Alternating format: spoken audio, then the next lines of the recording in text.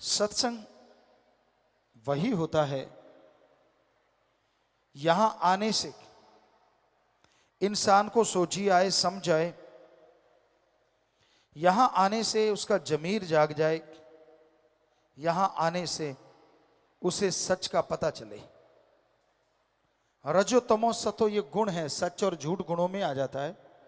लेकिन यहां जिस सच की बात कर रहे हैं वो सच ओम हरि अल्लाह वाहिगुरु गॉड है। वो एक ऐसा सच जो जान ले, जो उसे मान ले,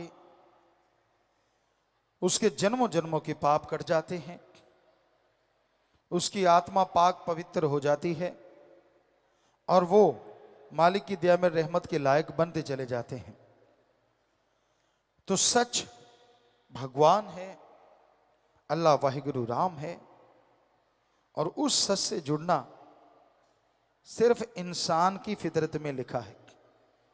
इंसान ही एक ऐसा शरीर है जिसमें प्रभु का आना पॉसिबल है, संभव है। जो प्रभु का नाम जपे, भगवान का नाम जपे, तो वो कण कण में, जर्रे जर्रे में नजर आते हैं। इंसान की पाप कर्म कट जाते हैं, जन्मों जन्मों की मैल धुल जाती है और वो इस काबिल बन जाता है कि उसके दिलो दिमाग में मालिक की दया में रहमत के नजारे मिलने शुरू हो जाते हैं। कितना भी इंसान ज्ञानवान बन जाए, कितना भी छोटा या बड़ा बन जाए, जब तक वो खुद पवित्र नहीं होता वो खोखला है। ज्ञान अच्छा है पर उस पर चला जाए तभी ज्ञान का मूल्य पड़ता है। हम ये नहीं कहते कि ज्ञान रखना कोई गलत, जितना ज्यादा ज्ञान हो उतना ही अच्छा, पर जितना ज्यादा उस ज्ञान के ऊपर चला जाए वो सबसे अच्छा। कर्म जोगी और ज्ञान जोगी, जब तक इंसान नहीं बनता वो खोखला रहता है। सिर्फ कर्म करना जानते हो, किसी पशु की गर्दन मरोड़ दी, किसी पक्षी को मार दिया, ये भी कर्म है। लेकिन ज्ञान नहीं है तो ये पाप कर्म हो गए। किसी के हाथ से निवाड़ा छीन लिया, किसी को तड़पाया, किसी को दुखी किया, हर टाइम किसी को तंग करते रहे, ये भी कर्म है, लेकिन ये पाप कर्म है। इसलिए कर्म योगी के साथ साथ ज्ञान योगी होना अति आवश्यक है।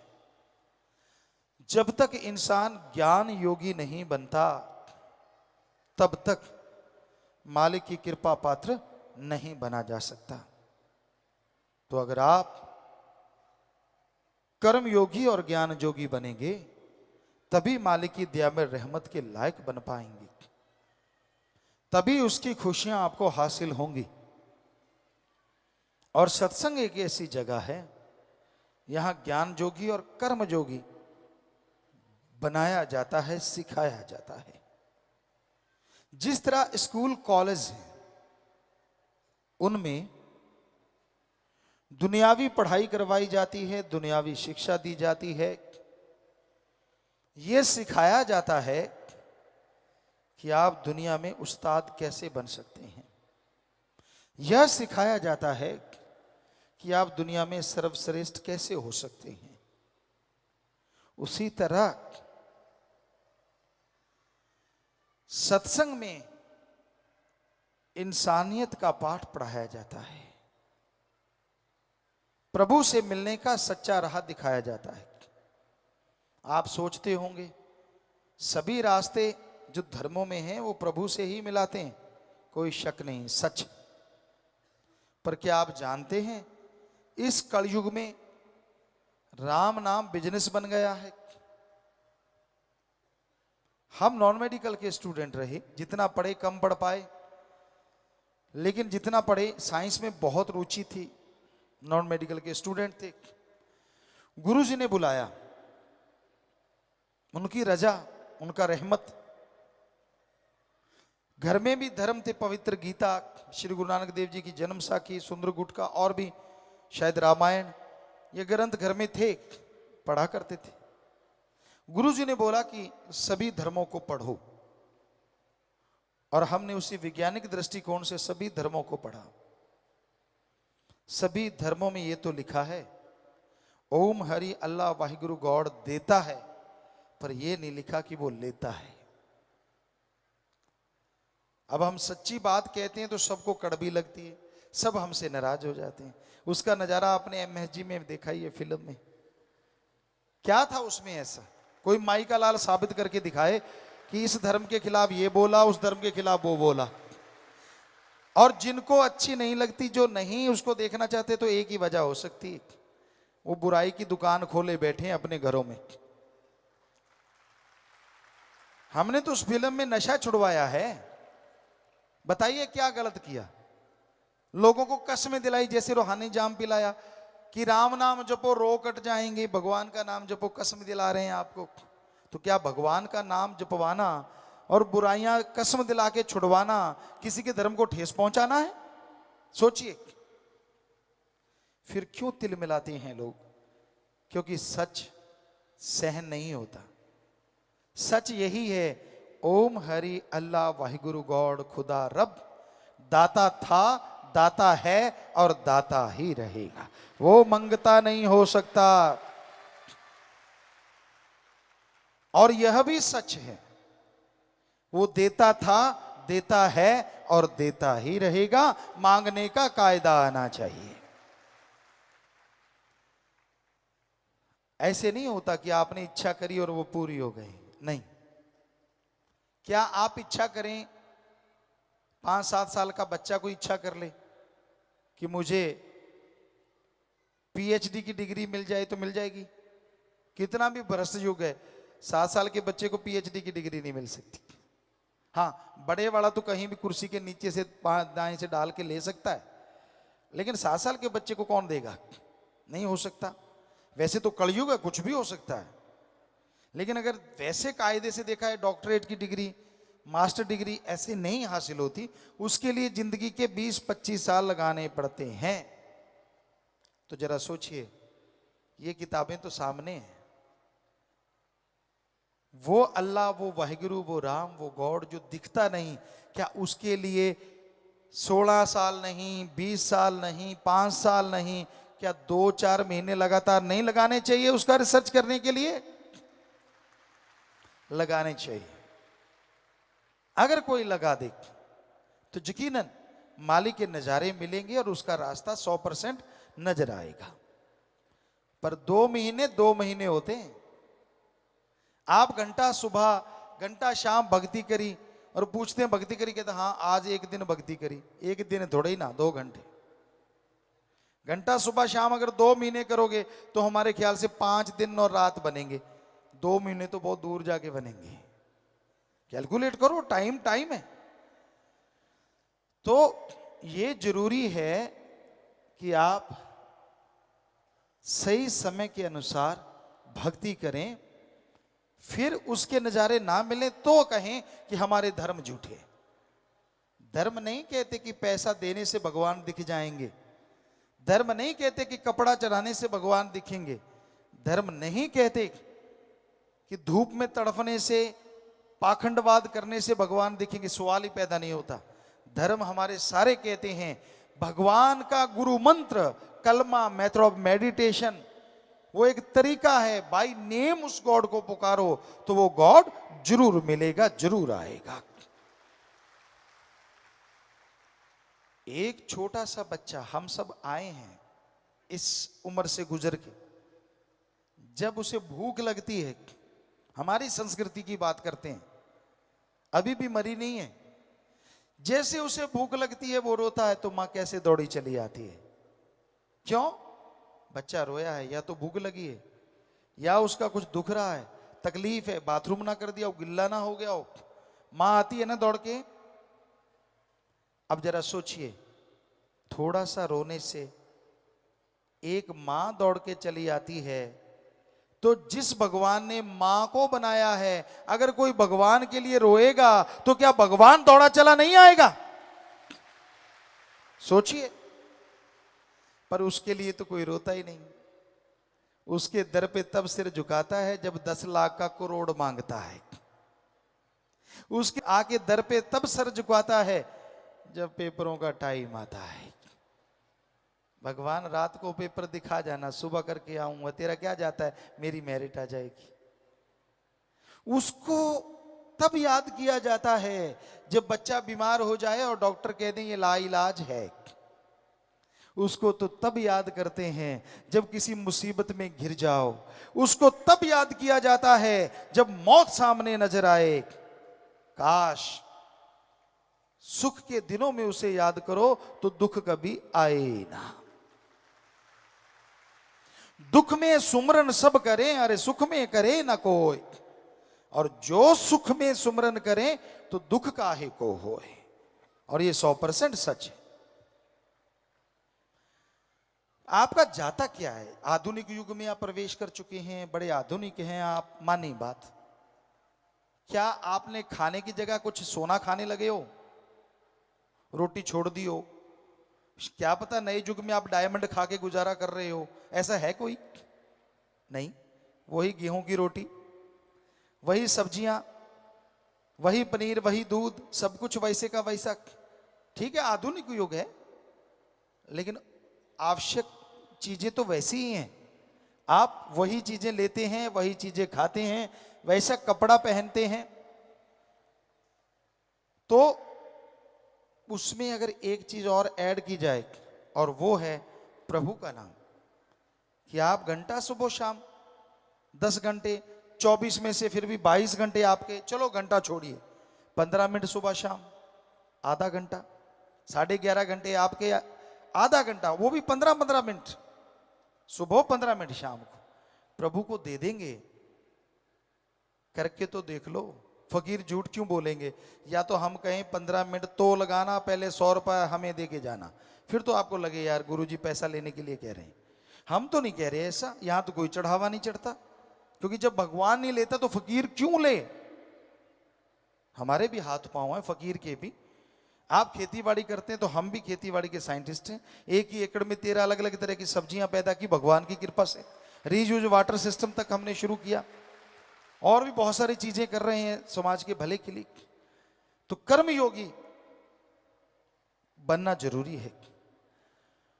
तो मेहनत करके खाते हैं, मेहनत करके खाओ, लेकिन 15 मिनट सुबह शाम अगर प्रभु को दे दोगे तो यकीन मानो कुछ महीनों में ही आपके घर के हालात, आपके शरीर के हालात, दोनों जहान के हालात बदल जाएंगे। दिलो दिमाग में शांति आएगी, आत्म बल बढ़ जाएगा। आप में से आलिम फाजिल होंगे, बहुत पढ़े लिखे विद्वान, बताएंगे वो, और वो जानते हैं अगर आत्म बल बुलंदियों पे हो, हारी बाजी जीती जा सकती है। मौत जैसे भयानक कर्म से निकला जा सकता है। डॉक्टर साहब बैठे होंगे यहां बहुत बड़े बड़े, उनसे पूछ के देख लो, एक मरीज कह दे मैं तो मरूंगा, उसे आप 100% असर करने वाली दवाई का भी इंजेक्शन लगाओगे, 10% काम करेगी। उसी मरीज के अंदर आत्म बल आ जाए कि मैं मरूंगा नहीं, चाहे कोई भी बीमारी है, तो 10% काम करने वाली दवा 100% काम कर जाएगी। बड़े से बड़े साइंटिस्ट से आप पूछ सकते हैं। पर ये आत्म बल प्रभु के नाम से ही बुलंदियों पे जाता है। और नाम जीभा से लेना है, काम धंधा करते रहो। पंजाबी च कहावत है, हथ कारवल ते ध्यान रब यारवल, कि हाथों पैरों से कार्य करते रहो और जीभा से ख्यालों से मालिक का नाम लेते रहो। तो कर्मयोगी के कर्मयोगी और ज्ञान योगी के ज्ञान योगी। कुछ छोड़ना नहीं, कोई नया धर्म नहीं, कोई नया मजहब नहीं, कोई पैसा नहीं देना, जो मर्जी पहनो, जो मर्जी खाओ, बस बुरी चीजें ना खाओ। ईश्वर को क्या लेना देना इन चीजों से? तो प्यारी साथ संगत जियो, ऐसी बातें सत्संग में आओगे तो पता चलेंगी ना। दुनिया में आपको लड़ाने वाले मिल जाएंगे। आपका अच्छा घर है, बाल बच्चे अच्छे हैं, परिवार अच्छा है, आपको क्या लगता है लोग खुश हैं? कोई कोई खुश होगा जिसके अंदर इंसानियत है। ज्यादा तो ये सोच रहे हैं कब आपकी जड़ों में दाती घुसाएं, जड़ें काट दें, आपके बच्चों को गलत शिक्षा। आज लोग दुखी हैं अपने कर्मों से, पर ऐसे भी दुखी देखे हमने जो दूसरों से दुखी हैं। वो कौन है? दूसरों का सुख देख के जो दुखी रहते हैं, बहुत बड़ा तबका आज दुनिया में उन लोगों का भी है कि मेरे पास स्कूटर था, इसके पास साइकिल, इसके पास कार क्यों हो गई। जब भी कार देखते हैं जल उठते हैं अंदर ही अंदर, दुखी होते रहते हैं, परेशान होते रहते हैं। ऐसे भी लोग हैं। खुद को पावर मिल गई, दूसरा खड़ा हो ये उनको गवारा नहीं। ये गांव से शुरू होता है और ऊपर तक जाता है। गांव में यार दोस्त हथकंडे अपनाते हैं और ऊपर वाले एजेंसियां या बहुत तरह की चीजें चलाते हैं। ये हमने महसूस किया है और कर रहे हैं कि नहीं, कोई उठना नहीं चाहिए। अगर उठने नहीं देना तो बुराइयों को मत उठने दो, गलत चीजों को मत उठने दो। नेकी भलाई प्रभु का नाम अगर उठ रहा है, अरे वो तो सबका भला करेगा, आपकी पीढ़ियों का भला करेगा, उसको मत रोको। तो सत्संग में सच की बात समझाई जाती है, सत्संग में राम नाम से जोड़ा जाता है, इंसानियत का पाठ पढ़ाया जाता है। बहुत लोगों को तो इंसानियत का ही नहीं पता। एक बार हमने कुछ बच्चों से पूछा इंसानियत किसे कहते हैं, आगे से जवाब आया, अच्छे पढ़े लिखे, शायद वो कोई इंजीनियरिंग इंस्टीट्यूट था या कोई मेडिकल इंस्टीट्यूट, हमें याद नहीं।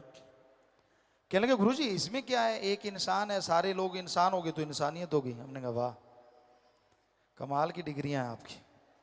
कहते हमें तो इतना ही पता है, आप बता दो इंसानियत किसे कहते हैं। हमने कहा सभी धर्मों का सार निकालें तो इंसानियत कहते हैं किसी को दुख दर्द में तड़पता देख के उसके दुख दर्द को दूर करना या दूर करने की कोशिश करना, इसका नाम इंसानियत है। और किसी को दुख दर्द में तड़पता देख के ठहाके लगाना, यह शैतानियत है। कोई रोड पे घायल पड़ा है, आप गाड़ी में देखते हैं यार हमारा तो नहीं, फिर एक्सीलेटर दबा देते भाग जाते हैं। ये कोई इंसानियत है? ये शैतानियत है हमारी निगाह में। आप बचा सकते थे उसे। और नर सेवा नारायण सेवा धर्मों में भरा पड़ा है, प्रैक्टिकल करके देख लो। किसी बीमार का इलाज करवा दो, सच्चा दान। भूखे को खाना खिला दो, सच्चा दान। प्यासे को पानी पिला दो, सच्चा दान। खून किसी की कमी है, खून दान कर दो, सच्चा दान। मरणोपरांत आंखें दान, सच्चा दान। शरीर दान, सच्चा दान। अरे अंधे को रोड पार करवा दो, सच्चा दान, श्रमदान। ऐसे बहुत से दान हैं जो आप करो। पक्षियों को खाना खिलाओ, उनके लिए चोगा डाल दो, पानी रख दो छत पे, सच्चा दान। ये दान करोगे, हम आपको गारंटी देते हैं भगवान कबूल भी करेंगे और बदले में आपको फल भी जरूर देंगे। बाकी भाई जहां चढ़ा देते हो हमें नहीं पता क्या होता है, आप सब कभी सर्च कर लेना, आपको पता चल जाएगा। दान सच्चा यही है। दीन दुखियों की मदद में अपने हाथों से लगाएं, या फिर पीर फकीर कहें कि ऐसा करो, पौधे लगाओ, वो भी एक सच्चा दान है। पूरी मानवता को, पूरी सृष्टि को उससे फायदा होने वाला है। तो बहुत से कर रहे हैं आप। फूड बैंक बनाए हुए हैं अपने अपने ब्लॉकों में, बहुत सच्चा दान है। क्लोथ बैंक है कि जिनको खाना नहीं, अंगहीन अपंग लाचार को खाना देते हो हर महीने। जिनके कपड़ा लत्ता नहीं उनको कपड़ा पहनाते हो, तो ये सच्चा दान है। तो इस तरह से दान फलता फूलता जरूर है, पर उसको सही तरीके से किया जाए, प्रभु के नाम का जाप किया जाए तो उसका फल अवश्य मिलता है। पर अगर कोई स्वार्थ लेके आप आते हैं स्वार्थ के तहत करते हैं कि चलो यार दे दो, मेरा नाम होगा तो उसका भी नाम होगा और मेरा काम हो जाएगा, वो बात नहीं बनती। वो तो एक उल्लू सीधा करने के लिए आप इनडायरेक्टली कुछ दे रहे हैं। सच्चा दान मानवता की भलाई करना है, सृष्टि की सेवा करना है, तो ये सत्संग में आके ही पता चलता है।